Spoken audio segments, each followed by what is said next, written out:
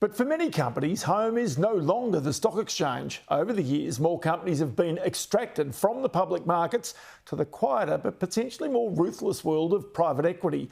And this has not been lost on the chair of our corporate regulator, Joe Longo, who is concerned about the ASX's reputation and also is concerned about the levels of disclosure for those owned by private equity players. And he caught up with Edward Boyd this week as he laid out ASIC's priorities for the year ahead. We've been concerned about the mix between private and public markets for some time. The issue really began with the decline in listings on the Australian Stock Exchange. Now that's been going on for some time, and it's been going on overseas as well. And what we're interested in is not only that, but the really dramatic growth in Australia of the private capital markets over the last several years. Now, in the US, the private capital markets are really huge and deep. We're not quite there yet. We're coming off a lower base, but what's really interesting to us is how quickly this part of our market has grown. And what we're asking ourselves is, what's going on here, these dynamics between private and public markets. There are some other issues we've got or questions we've got that we can come to, but that's broadly what this is about. Yeah, what are the differences in disclosures? Say a company is initially public, it goes private. What's the difference on your end when you can look through their books? Well, I think as a general matter, the general public and most of us are more comfortable in the public markets. And the reason for that is we can see what's going on, we can see the valuations, we can see the trading, and it tends to be more regulated, and it is more regulated.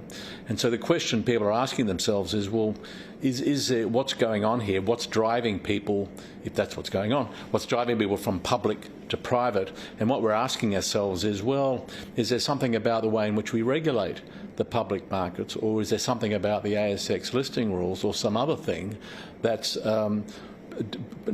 perhaps distorting the market and driving investors and activity into the private markets when it shouldn't be like that? So as things stand, our preliminary view is that regulation is not the main reason why people aren't listing.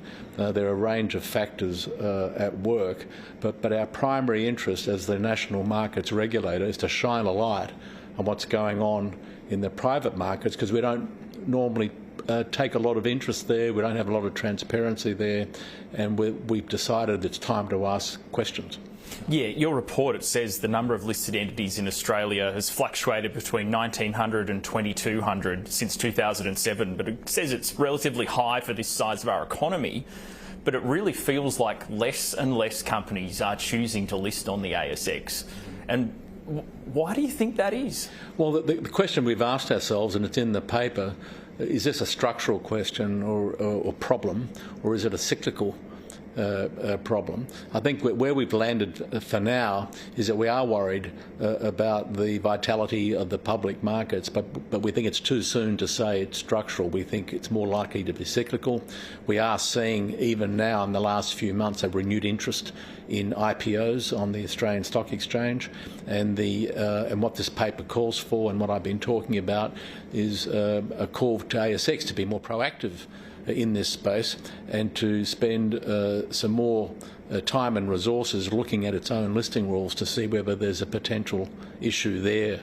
Overall, the critical thing from ASIC's perspective is that our markets remain competitive and attractive, and I think that's still the case, public and private, but and that we have good means of detecting risk. But the critical thing now with the growth in the private markets is we don't want to be in the dark. And at the moment, I think our data and our transparency into these markets is incomplete and inadequate.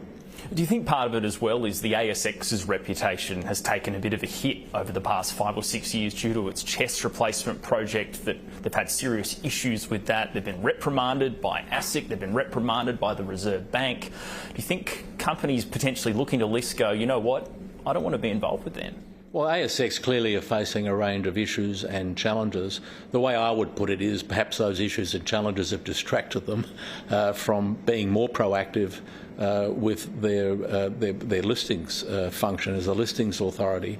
So the way I would approach it is I'd be saying to the ASX, look, it's true you've got these other challenges and issues, but that shouldn't distract you from the critical function you also play of being the listing authority. Yeah, there obviously have been some big private companies go public recently. Chemist Warehouse is a good one, GYG or Guzman and Gomez as well.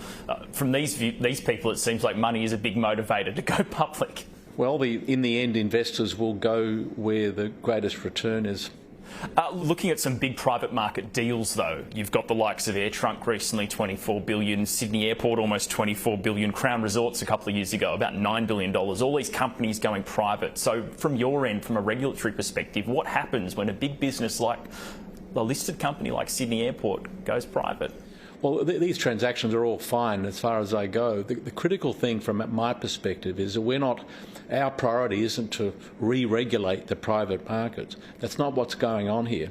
What's going on here is we are detecting a dramatic growth in the private capital markets, and you've got players like Howard Marks and Larry Fink suggesting that it's getting a bit frothy.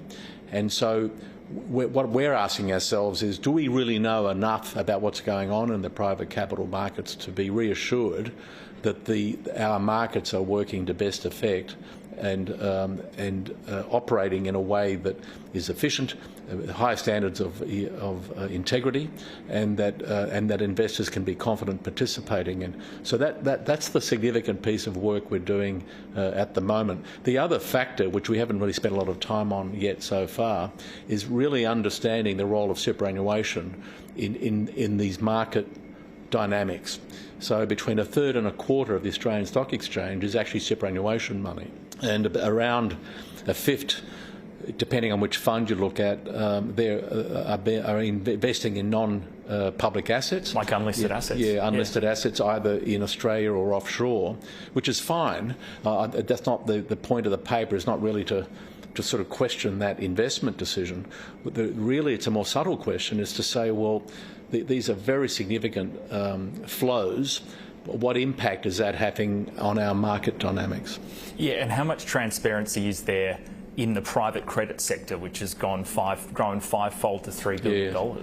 Well, our data there is incomplete. We get some data from APRA, from the Reserve Bank, and from industry itself. But as the paper calls out, the whole question of transparency is linked back to data, and there are some aspects of our framework in Australia that frankly could be improved, and where we probably need some law reform to improve ASIC's recurrent data collection capability, if only to align ourselves with other jurisdictions. But at the end of the day, we're not about unnecessarily additional regulatory burden. That is not what this is about. What this is about is having access to sufficient data and what's going on in transactions from a systemic point of view, to be able to be reassured that what's going on in the private markets is not going to create a systemic risk. Joe Longo, Chairman of ASIC, great to talk to you. Thanks, Ed.